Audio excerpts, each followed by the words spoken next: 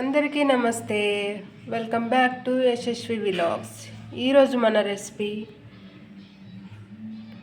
టమాటా curry. టమాటా curry కోసం టమాటా, మిర్చి, onion, కొత్తిమీర శుభ్రంగా కడుక్కొని ఇలా కట్ చేసి పక్కన పెట్టుకోవాలి. ఇప్పుడు స్టవ్ ఆన్ చేసుకొని కడాయి పెట్టుకోండి. కడాయి వేడయ్యాక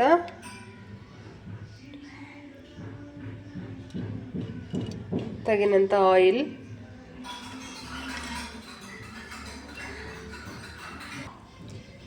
ఇప్పుడు ఆయిల్ వేడైపోయింది. కొంచెం కొత్తిమీర, కొంచెం తాలింపు గింజలు, కట్ చేసి పెట్టుకున్న ఆనియన్,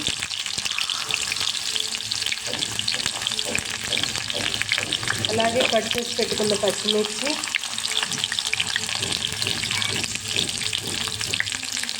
వేసుకొని కలుపుకోండి.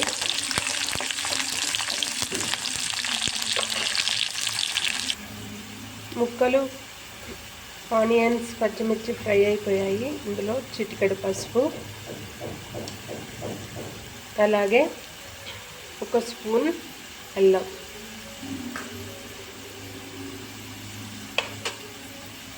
వేసాక కలుపుకోండి.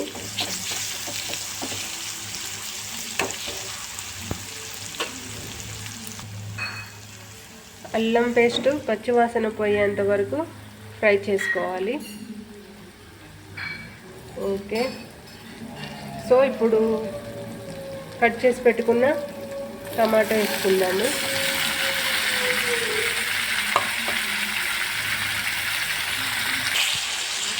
టమాటా ముక్కలు వేసుకొని కలుపుకొని తగినంత సాల్ట్ ఇప్పుడే వేసుకోండి. ఎందుకంటే ముందుగానే సాల్ట్ వేయడం వల్ల టమాటా ముక్కలు త్వరగా ఉడికిపోతాయి.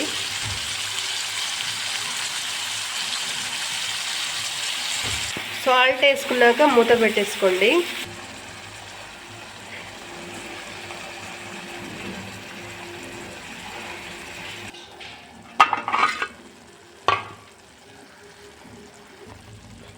టమాటా పూర్తిగా ఫ్రై అయిపోయింది.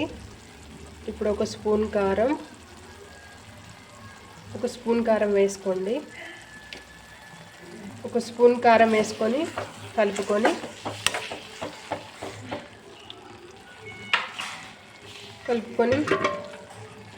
మళ్ళీ మూత పెట్టి ఉడికించుకోండి.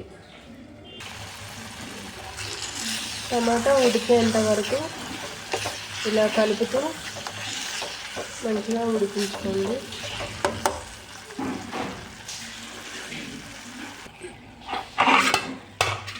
టమాటా కర్రీ రెసిపీ ఇప్పుడు పూర్తిగా రెడీ అయిపోయింది.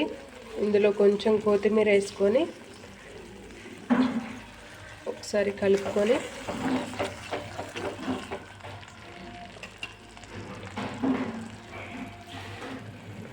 స్టవ్ ఆఫ్ చేసేసుకుందాము. టమాటా కూర రెడీ అయిపోయింది. టమాటా కర్రీ రైస్లోకైనా చపాతీలోకైనా చాలా బాగుంటుంది. ఒకసారి మీరు కూడా ఇలా ట్రై చేసి చూడండి. ఈ రెసిపీ కనుక మీకు నచ్చితే లైక్ చేయండి, షేర్ చేయండి.